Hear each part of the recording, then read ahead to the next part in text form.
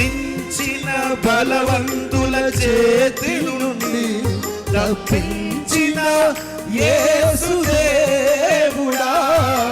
వంచనకారుల వలల నుండి రక్షించిన హృదయనాథుడా, నిరాశలను దర్శించితివే, ఆదరించితివే,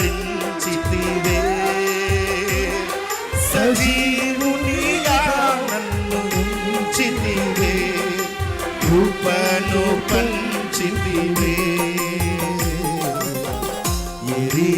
ఎరిగియున్నానయ్యా నీకేది అసాధ్యము కాదని, తెలుసుకున్నానయ్యా నీవెప్పుడు మేలు చేస్తావని.